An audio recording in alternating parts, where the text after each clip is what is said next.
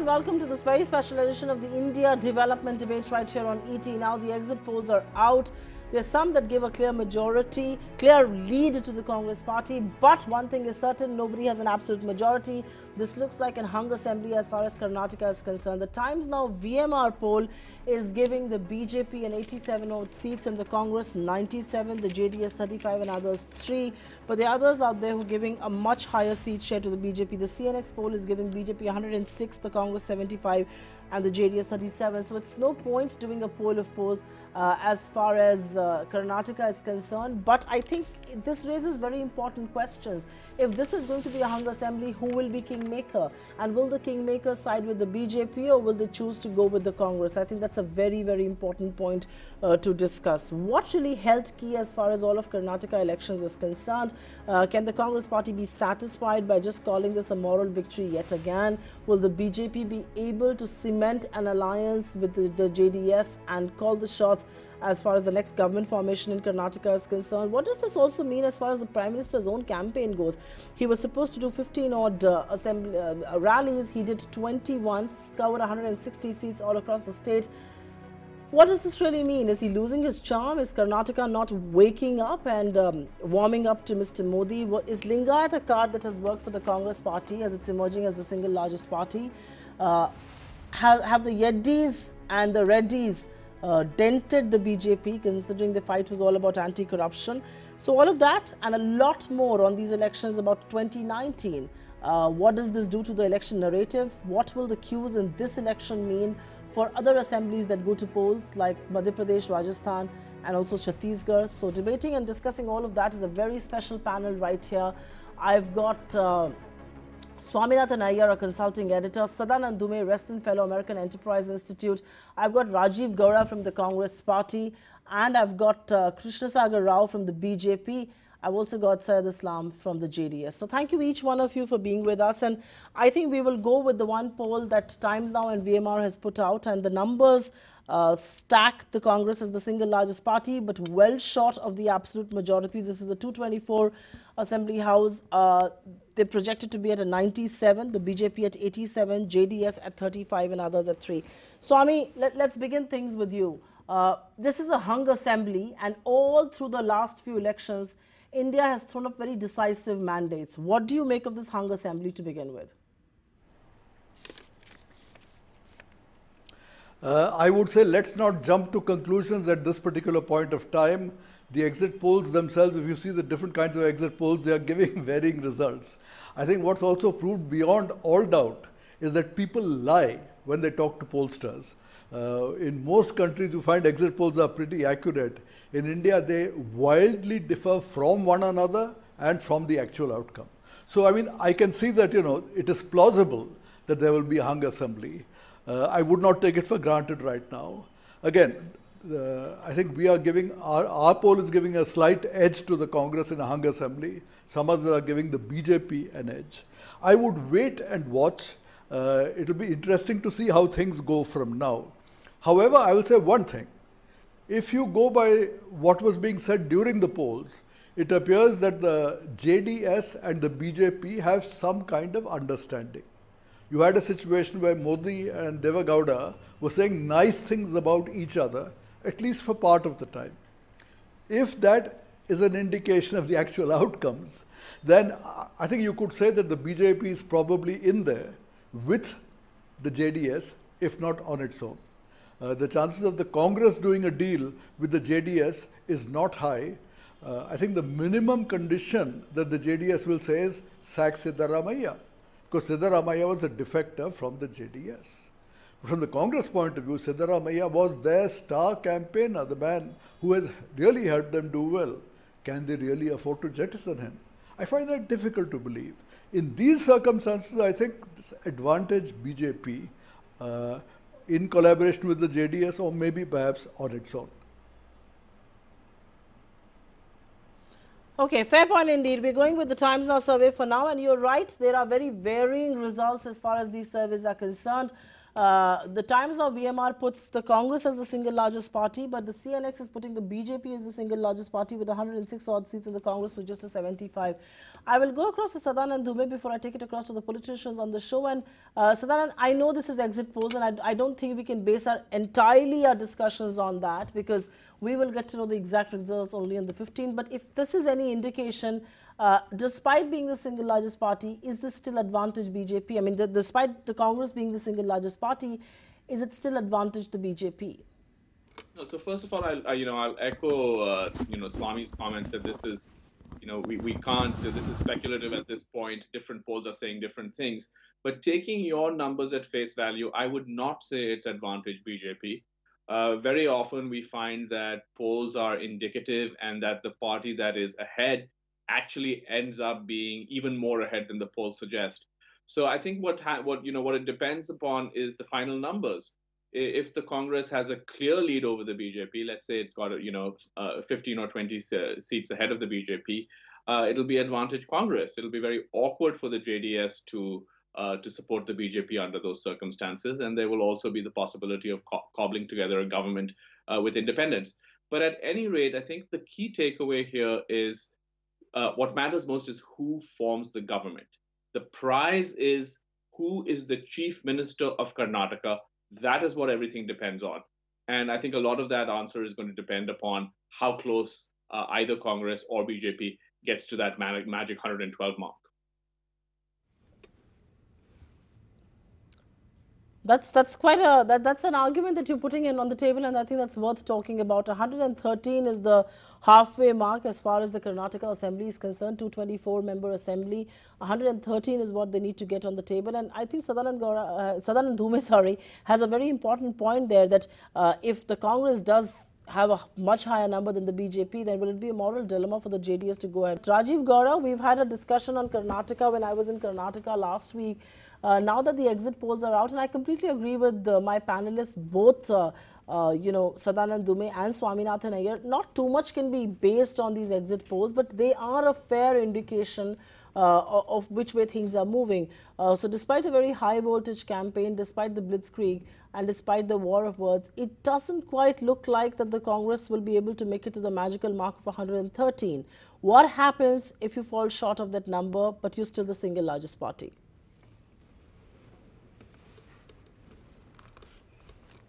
Yeah, first of all, Supriya, if you look at the numbers, some of the exit polls do give the Congress a simple majority.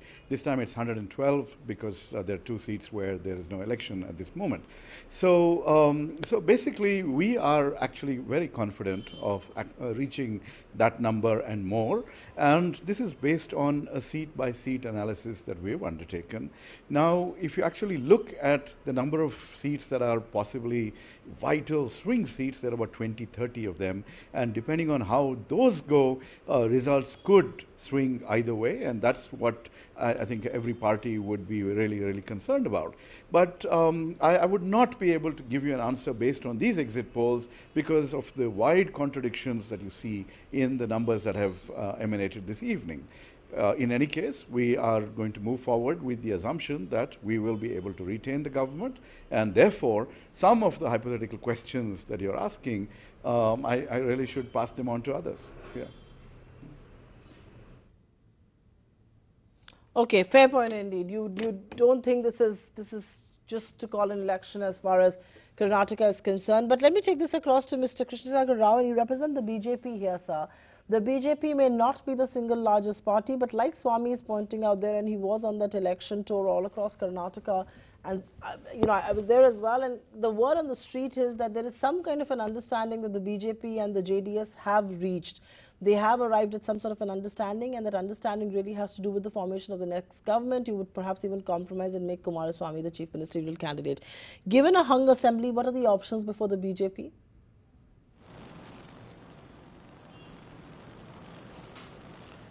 See, Supriya, Bharatiya Janata Party is a highly functional and cadre-based party. We actually consider every election as a celebration, and we have people having their ear to the ground. So we do not basically, as a principle, depend too much on the polls or surveys. while the media freedoms for conducting the same is well respected. However, these polls are not in the recent past even not even very close to being accurate. Forget accuracy, it's not even indicative, leave alone the conclusiveness of these polls. I'm not disrespecting any polls or surveys. But having said that, our internal assessment of every assembly seat clearly establishes a fact that we are crossing a 130 mark by ourselves, and that even our national president Amit Shah ji has clarified and clearly stated in public forum. So we are very positive, and we are actually high on the successive the wins which we are having, and we consider that an election for a functional political party which is professionally organized like us is a dance of democracy. So we are actually gung-ho about the results which are going to be due on 15th. We expect to form the government under the leadership of Yediyurappa in Karnataka on the 15th, and by 10:30 in the morning on 15th, we are sure we'll have the trends leading towards what I have just stated. Okay. Okay, I like politicians for the fact that they're extremely optimistic, eternally optimistic, if I may. Yes, till the last ballot is count. You must keep your fingers crossed, both the Congress and the BJP. But Swami, let me ask you this question.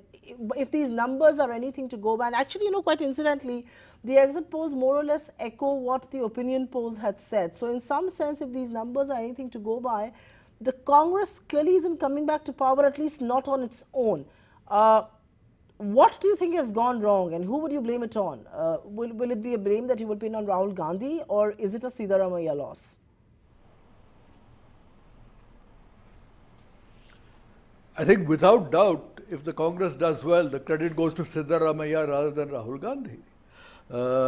He has been an effective chief minister. He has campaigned well. Again, I mean, one of the things he has campaigned on is that of Karnataka pride or local pride. And if it's local pride, obviously he is the local person and not Rahul Gandhi. In terms of his administrative capabilities, he has been a capable administrator. He has copied, I mean, he has not innovated a great deal. He has copied a large number of schemes that have been successful in various other states. And as far as one can see, they have been implemented reasonably well.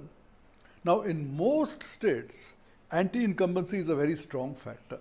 And we saw that in many elections earlier last year in Tripura, in the northeast, in Uttar Pradesh. In this particular case, I personally toured around Karnataka. And the one thing that struck me was that anti-incumbent sentiment seemed to be much less strong in Karnataka than in the other states where there had been elections earlier. And the credit for this, I think, must go to Siddaramaiah. He has done a reasonably good job. Whether it will be sufficient to take him to power remains to be seen. But I think without doubt, if the BJP, if the Congress does well, the credit to Siddaramaiah rather than Rahul. Okay, so the credit goes to Siddaramaiah if the Congress eventually does well. It may come across as the single largest party is what the numbers are telling us. But as far as the final tally is concerned, we'll have to wait. Though 113 is a number that's still very much away from. 97 is what the Times Now-VMR poll is giving them. And other polls are giving them a slightly higher number. The Access My India is giving them 111. Which is in kissing distance of 113. But Sadanand Dume, I'm going to ask you this question. You know, these elections are extremely important, and let's put this in perspective. The fact that Swami was there and he says that this whole anti-incumbency bit was perhaps a lot lesser in Karnataka than some of the other states that went to elections. What does this really tell you as far as elections in Karnataka are concerned? Even if the BJP, even if the Congress is not being able to form the government because they fall short and the BJP, JDS do cobble something together, do they have enough to celebrate? Because quite clearly, a 97 from 122 is a climb down, but it's still the single largest party. I mean, if Congress does in fact do as well as these numbers suggest, it's certainly creditable, right? I mean, this is a state with a very strong tradition of anti-incumbency. No government in Karnataka has been re-elected since 1985. So in that sense, it's to come back in a state like Karnataka without a sort of long tradition of re-electing governments would certainly be an achievement. I would sort of disagree a little bit with Swami on the sort of Siddaramaiah versus Rahul point, because I think it's not necessarily either or. No doubt that if the Congress does manage to come back, Siddaramaiah will deserve the lion's share of the credit. But I think that what we'd be seeing is, the Congress evolving a new model, which is kind of, you look at what they did in Punjab and look what they're trying to do in Karnataka, where you kind of have a strong chief minister who is a known regional face, and that's the person you sell to the voters at the state level. And at the same time, the Congress brings in kind of national firepower in the form of Rahul Gandhi, in the form of larger Congress networks and so on. And it seems to me that if they pull this off, that's the model that they're going to follow going ahead. Of course, it's not clear that they're going to pull it off, and it's quite possible that when we see the votes coming in on Tuesday, it would be a clear victory for the BJP. So for that, we just don't know. Rajiv Gowda, I have to ask you this question. If you do not cobble up the numbers on your own, is an alliance with the JDS less probable for the Congress, given Siddaramaiah's own history with JDS, the fact that he defected from there, and unlikely that, Deve Gowda could back him as CM?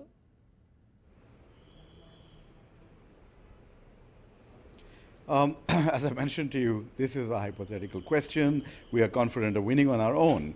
But if you were to force me to answer you, I would basically argue that both parties essentially share a secular ideology, and that itself is sufficient for us to be able to work together. About leadership issues, those would be complications, and those are not complications that we would look forward to.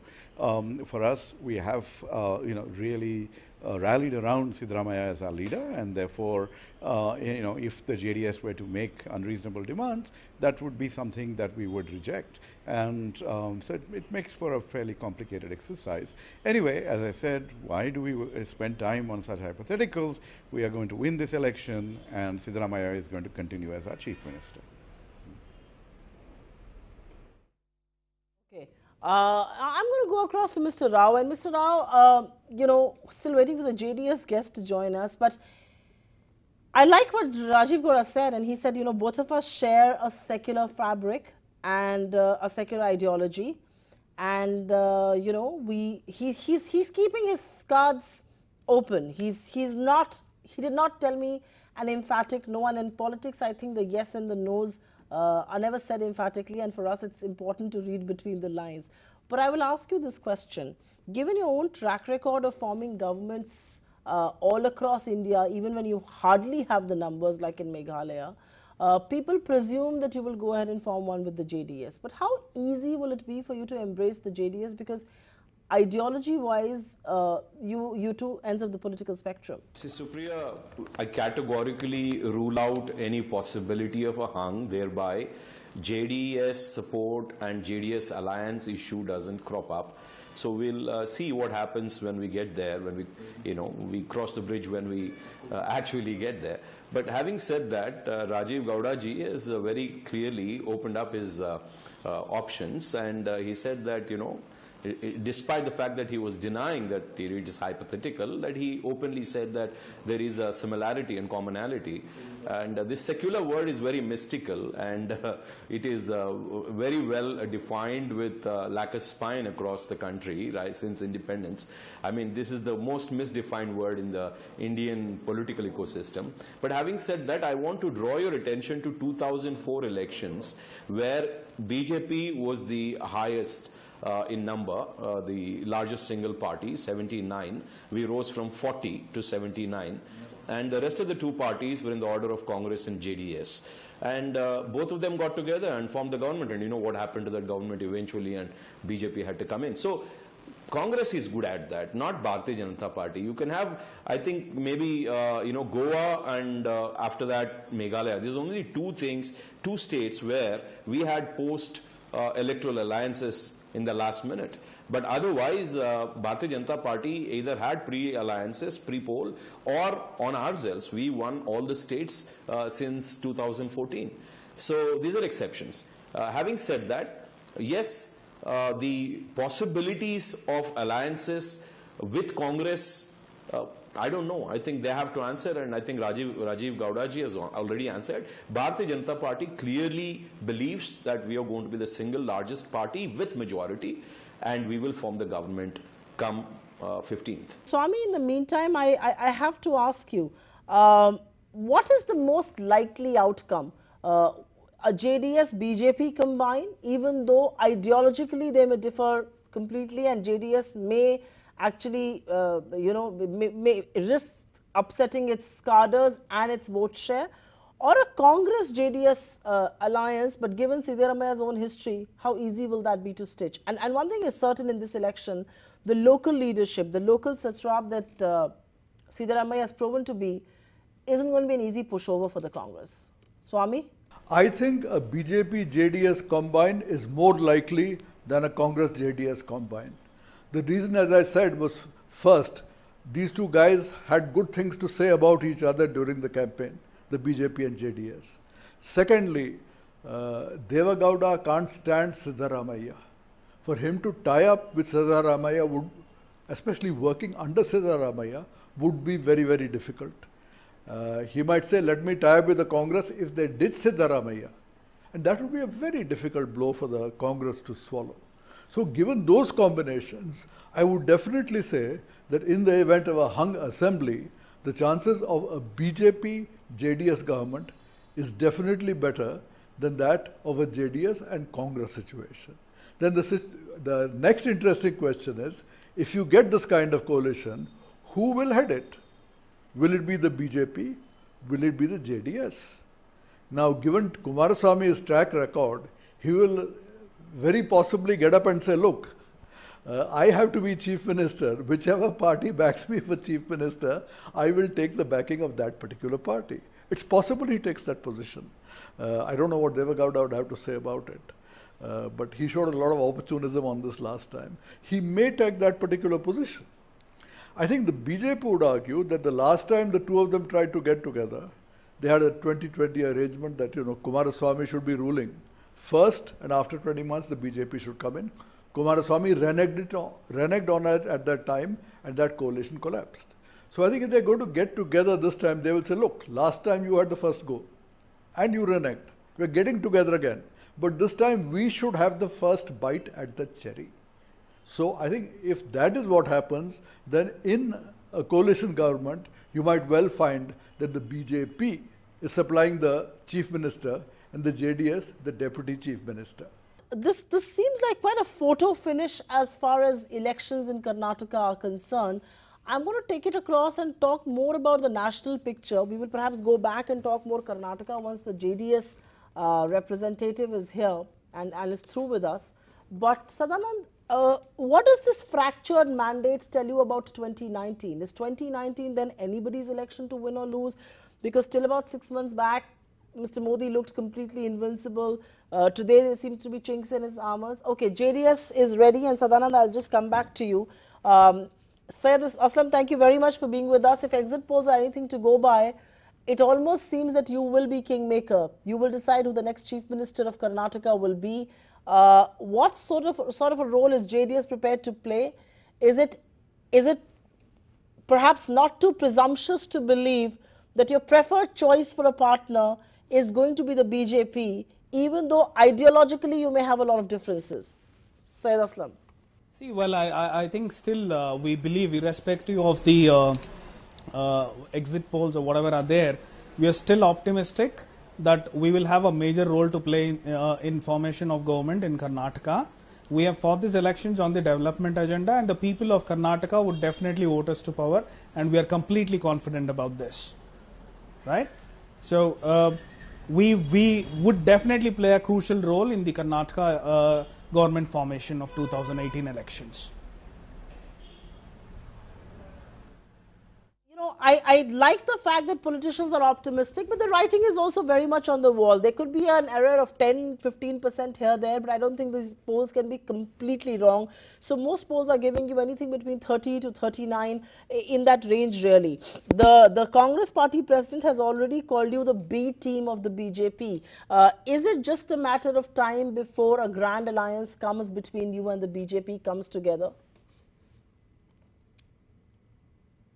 No, I think let me make it very clear. The Congress calls us the B team of BJP, and the BJP calls us the B team of Congress. We are neither of them. We are the A team of Karnataka. The people of Karnataka would certainly vote us to power. And let me remind you, the exit polls which we had in 2008.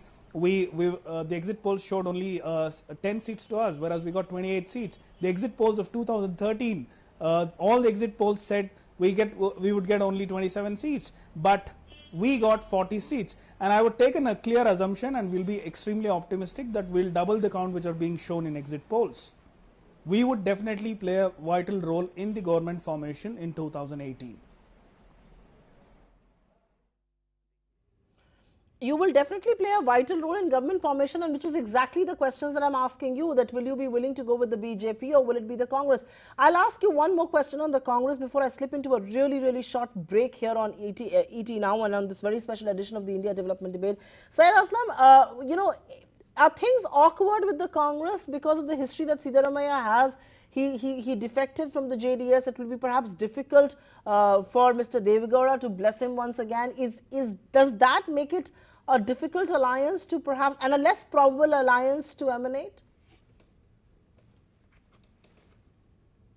No, see, we have released the manifesto. We have fought these elections on the development agenda. We have, we certainly have our programs. We have certainly given common points and the programs in our manifesto. Whoever is agreeing for that, whoever is agreeing for a common minimum program, let them approach us. We will definitely take a decision. I, being an organizing secretary of the party, I would certainly, we would have closed door discussions on this. We will wait for 15th. We are certainly optimistic that we would definitely get a major chunk of seats this time in the Karnataka elections. We shall wait till 15th, and we are optimistic, and then we'll take a call on this. Okay, we continue to be optimistic. Syed Aslam, just stay with us because there are many more questions that I want you to answer. Rajiv Gowda, Mr. Rao, Sadanand Dubey and Swami, please stay with us. We're back in a moment after this very short break right here on ET Now. As we continue with the India Development Debate, the exit polls in Karnataka are perhaps giving the Congress, are making the Congress a single largest party, but not making it meet that very magical mark of 113 in the 224 assembly seat election. Back in a moment.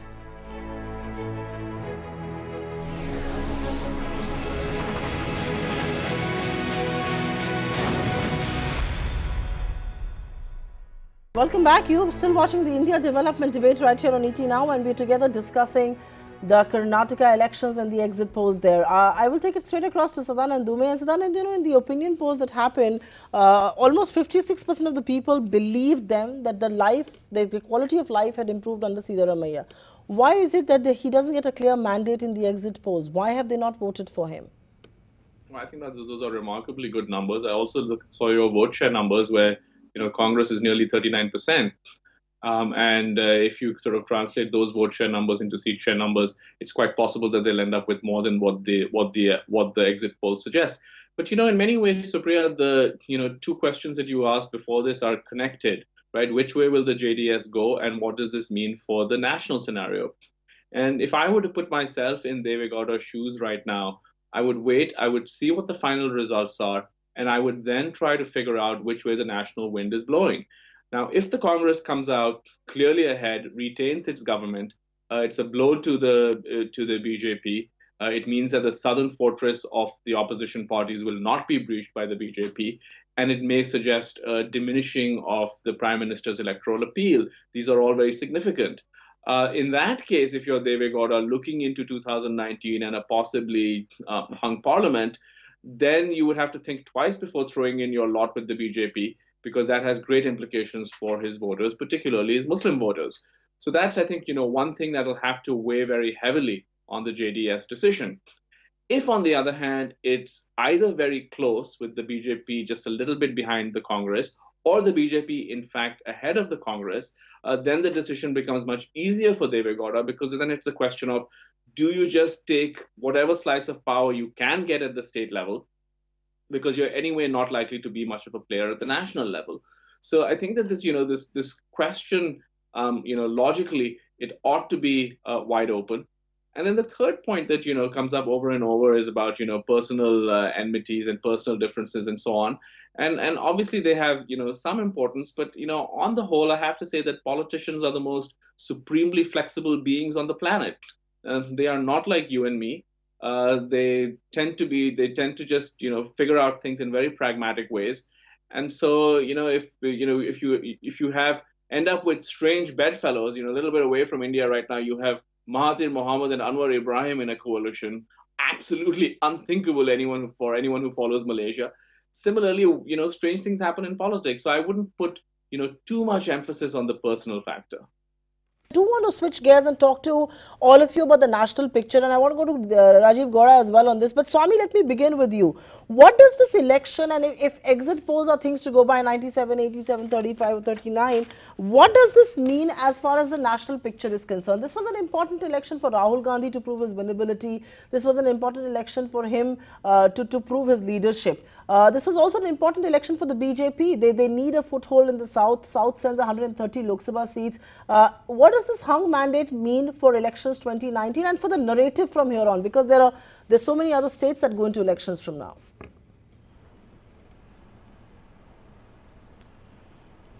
The country as a whole, if you see, votes differently in parliamentary and state elections. Bear us look at the data, you will find that Modi is more popular than his party. In state after state, if you see, what was the percentage of votes polled by the BJP in 2014 and what is being polled in the state election, invariably you will find that Modi's tally in 2014 was higher than in the state election. So a state election is not a very good indicator because Modi is personally more popular than his party. And this, therefore, can take the 2019 elections in a very different direction than from what you see in a state election. I think Karnataka also has this reputation. On the one hand, it does not necessarily go the same direction as the center. Very often it goes in the opposite direction. I mean, the very fact that the Congress party is in power right now, when the BJP is in power in New Delhi, is exactly the kind of case in point. This is the kind of trend. Secondly, Karnataka has a tradition also of voting very differently in a state election and a general election. I think the most dramatic example of this was 1984. Rajiv Gandhi absolutely swept the state in the national election. A few months later, there was a state election and Ramakrishna Hegde beat Rajiv Gandhi hands down. So the same electorate is capable of voting very differently in a national and in a state election. Let me also add that personally, when I went around, we talked to lots of people and they were said, Modi for the general election, but Siddaramaiah for the state election. Now, the fact that I spoke to a few people by itself is not proof of anything. But if you combine it with the voting patterns, I would say you must not read too much into the state election if you are thinking about 2019 and the general election. That could go in a very different way. All right. So if 2019 elections are anything to, if this election is anything to go by, don't rely too much on this, is the word from Swami. But like Swami said, Modi perhaps is more popular than his party. So, Sadananda, I'm going to ask you this question. The Prime Minister was delivering a victory one after the other for his party. Is some of that waning off? And is some of that waning off on account of the kind of dialogue we've seen in the Karnataka campaign? It's been just so low below. It has never had a substantial issue to talk about. There's been Namdar, Kamdar on one side, Italian roots on this side. Then there is, of course, Gabbar Singh and mocking MLAs on the other side. So I just want to understand from you, if Mr. Modi and Rahul Gandhi were to look at this election and draw cues from this, what cues should they be drawing? I mean, should Mr. Modi make peace with the fact that some of that popularity that he had, that magic that he had, is perhaps waning? Does he still have the same impact? Supriya, we don't know the answer to that question. We're only going to know the answer to that question on Tuesday. It's quite possible that the BJP wins a simple majority. If the BJP wins a simple majority in Karnataka, it will in fact show that the Prime Minister's popularity is intact and he still has the ability to come in late in the game and swing a victory. So that just depends on what we see on Tuesday. But I do think that this election, more than most state elections, does have tremendous national significance. I'd say it's important for both the BJP and the Congress, but it's much more important for Congress. You have to look at what the national picture will look like if Congress loses control of Karnataka. It's basically a party that's reduced to Punjab and Puducherry. So the fact that Congress would be without a base, really, which matters enormously in terms of gathering resources to fight the next election, that would be one big problem. The second is that it would be a jolt, it would be a setback to the narrative that the party has tried to build about Rahul Gandhi turning a new leaf and sort of becoming a more credible political campaigner. That's the second thing. That's the second blow. It will end the idea that the South is this kind of fortress which the BJP cannot breach. So I think the consequences for Congress of losing would be quite dire. And at least until later in the year, when Rajasthan and some of the other states come on, it'll be very difficult to project the Congress party as a viable party that has a shot at winning or stopping the BJP in 2019. So that's one huge national takeaway. For the BJP, of course, if they lose, if the BJP loses, then all that you're saying about the story about the Prime Minister having lost some of his magic, the BJP having gone too far with some of its divisive rhetoric, the flirting with corrupt elements such as the Bellari brothers, all of that will come into focus. Right. Yeah, I think that's an important point. But I want to take the Congress point to Rajiv Gowda, and I've just got 4 odd minutes left on the show. And Rajiv Gowda, I have to ask you this direct question: if you do well, all very good, congratulations in store for you, your party president, and Mr. Siddaramaiah. But if you do not, go ahead and form the next government. If you do fall short of the majority, like these exit polls are telling us right now, what happens then? What does this mean for Karnataka? What does this mean for the Congress? Because Karnataka is one of your big bastions that you will give up on, and the BJP will go ahead and form a government in the 22nd, the 22nd state of this country. You will perhaps be just left with Punjab, Puducherry, and Mizoram in that sense. So, I mean, that's why everybody said this is a do or die for the Congress. How big a blow will this be on not just Mr. Gandhi's winnability, his own track record, but this anti-Modi alliance that the Congress was trying to put together for 2019?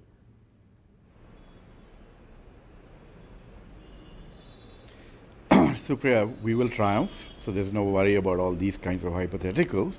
Let me point out that after Karnataka, we will win Madhya Pradesh, Chhattisgarh, and Rajasthan. You already have seen the by-election results in those states. So basically, the election result from Karnataka will be a Congress victory, which will set the momentum for a turnaround, not only in our fortunes, but a dip in Mr. Modi and the BJP's fortunes. Look at the effort that the BJP had to put in Karnataka. They went ahead and surrendered the state party to a whole bunch of corrupt rogues, and then they had to bring in their prime minister, and all he did was spend his time campaigning across the length and breadth of the state to no avail. Basically, he ended up cooking up history and generally turning into making the whole position that he holds a mockery. And that's the sort of situation that they put everything on the table and they're still not going to win. Basically, it just shows that whatever faith that people had in Mr. Modi, that is not only waning, it's basically we are going to see a turnaround in the nation's politics starting from Karnataka, and that will happen on the 15th. So essentially, this is the beginning of the end of the BJP and Mr. Modi. Okay. I don't know if Mr. Krishnasagar Rao agrees too much with that, but I will still throw that question to him. And if I'm going to talk about a scenario where the BJP does not do well, where you end up with an 85 and, for some reason there isn't an alliance, and, any alliance with the JDS is perhaps going to be a very unlikely meeting of minds. If there isn't an alliance, what does this mean for the BJP? The Prime Minister's own popularity, the tactical error of flirting, like Sadanand said, with corrupt elements. What lessons and cues will the BJP draw from this election if you are not going to go ahead and form the next government, which at least this picture tells us right now, on your own you cannot, and if the JDS deal doesn't work out as well?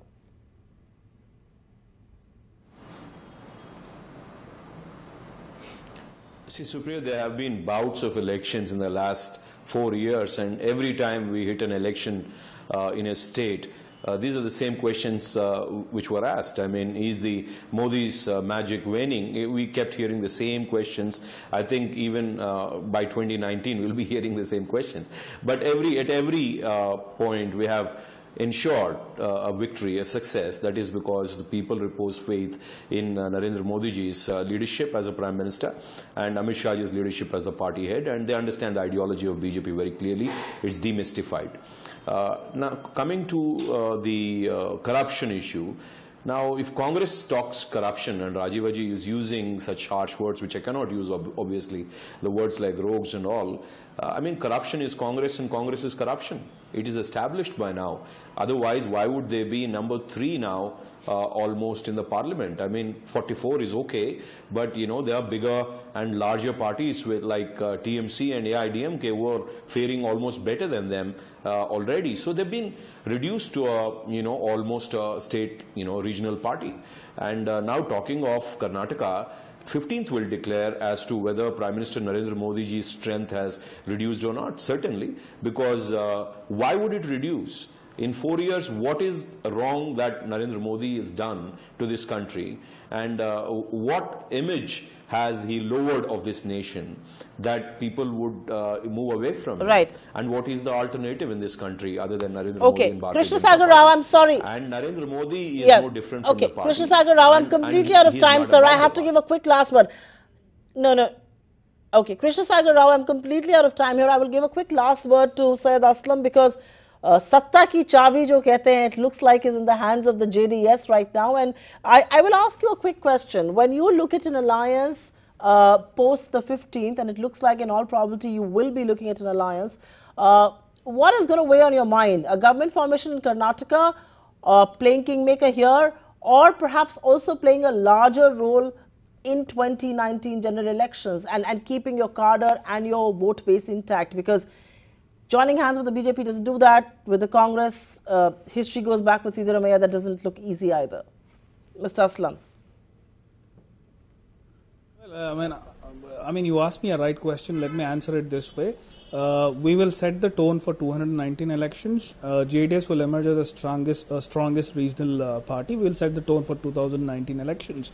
Well, talking about 2018 assembly elections, we fought these elections, as I said, on the development agenda. We had our manifesto, which predominantly talks about farmer loan waivers. We have spoken about strengthening the education. We have focused about strengthening the industrial policies. We have focused about strengthening the medical facilities. And our manifesto purely talks about pro-poor, pro-Kannada, pro-farmer, and pro-development. And I think we were set to provide a fair, honest and a non-corrupt government. I think the people of Karnataka have certainly seen this, and we would certainly ensure, we are optimistic, but by 2018 elections, we are waiting for 15th May. We would definitely have a fair share, and we will be in a comfortable situation to take a considerable decision in the formation of the government. Okay, Syed Aslam, Rajiv Gowda, Mr. Krishna Sagar Rao, Swaminathan Iyer and Sadanand Dume, thank you very, very much for sparing time and joining us as we discuss and debate in this very special edition of the India Development Debate. The Karnataka exit polls. If numbers are things to go by, then the single largest party is the Congress, but well short of the majority. The BJP is going to be second. They will perhaps need JDS to form an alliance with. What really happens, and like our panel here said, politicians are extremely and superbly flexible people. What really happens, because politics does make for very strange bedfellows. Remember one thing, whatever happens in Karnataka, it will set the tone not just for Madhya Pradesh, Rajasthan and Chhattisgarh. It's an extremely important election for 2019 because this will set the winnability record, how serious will the anti-Modi bloc take Rahul Gandhi, and it will also in some sense be a litmus test for the BJP's own bastion being broken in the south. The south, after all, sends about 130 odd seats to Lok Sabha. They can't take it lightly. They don't have a foothold in Tamil Nadu or Andhra Pradesh or Telangana or Kerala for that matter, and they would want to win Karnataka. They've tasted success here before. They would want to repeat. So this is a high-stake battle. The exit polls put the Congress ahead of the rest, but not within that magical mark of 113. So let's wait and watch. Keep it here with ET Now as we bring you the best analysis, perspective and views on general elections 2019 and Karnataka 2018 and how all of this really adds up together.